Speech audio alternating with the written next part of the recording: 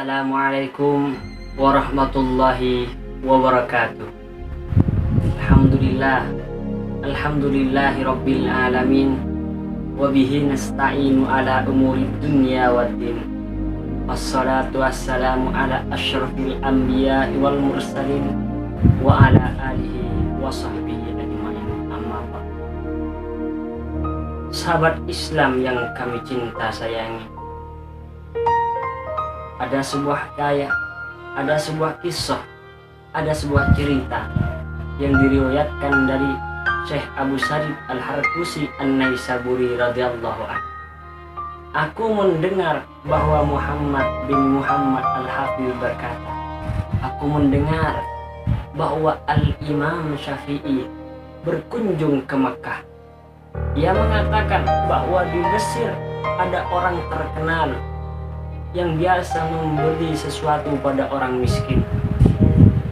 Dan kemudian harinya, di antara salah satu dari orang miskin yang biasa ia berikan, dikaruniai seorang anak.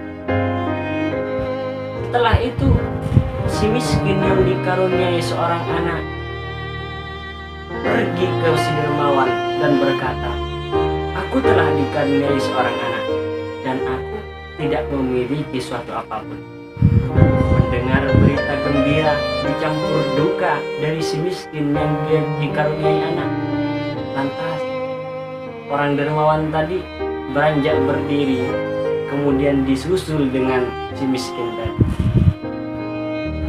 Ia datang pada suatu perkumpulan banyak, yang kemudian ia meminta sesuatu untuk diberikan pada si miskin yang dikaruniai anak.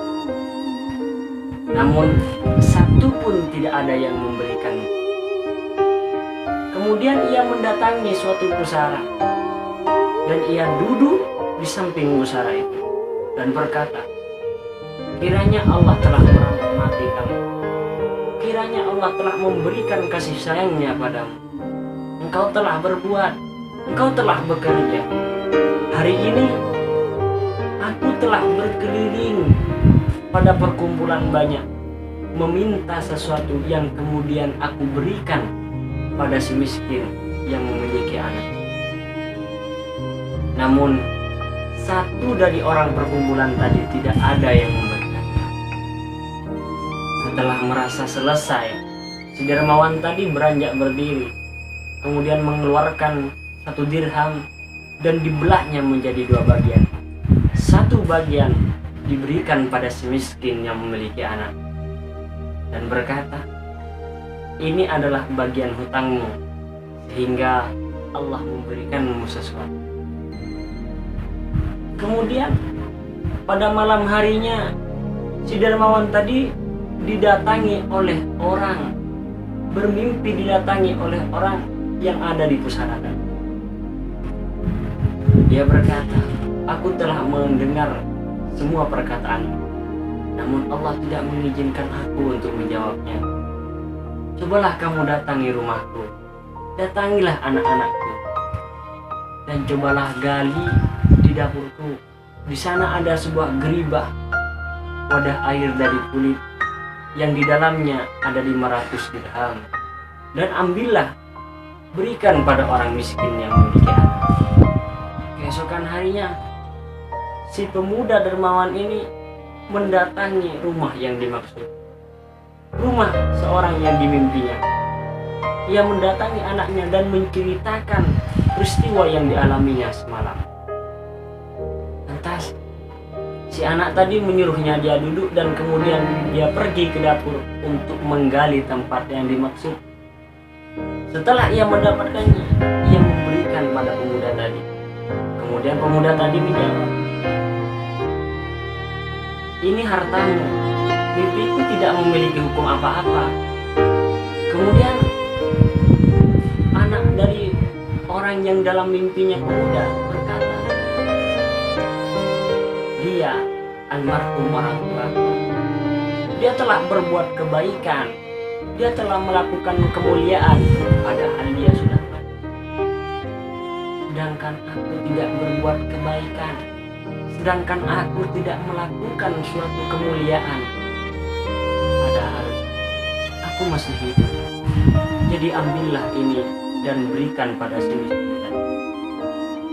Setelah mendengar itu, si dermawan tadi membawa 500 dirham ini yang kemudian ia berikan pada si miskin yang dikaruniai seorang anak. Kan tetapi si miskin mengambil 1 dirham. Oleh si miskin dibelah dirham itu menjadi 2 bagian. 1 bagiannya ia berikan pada pemuda dermawan untuk melunasi hutangnya. Sebelum si miskin berpisah, ia berkata, kiranya ini sudah cukup bagi. Sisanya kau ambil saja, agar kau beri pada semua orang, agar kau bisa bersedekah pada semua orang. Jadi saudara, kesimpulan dari cerita ini bisa kita renungkan. Kita yang masih hidup, kita yang masih bernyawa, kita yang masih ada di dunia ini, apakah kita kalah dengan orang yang mati yang telah membantu orang yang hidup? Ya, karena itu taburlah kebaikan, berbuatlah kebaikan selagi kita masih hidup, karena kelak kita akan mati, kelak kita akan menjadi mayit, yang mana mayit itu akan dikubur. Mungkin hanya ini yang bisa saya sampaikan. Assalamualaikum warahmatullahi wabarakatuh.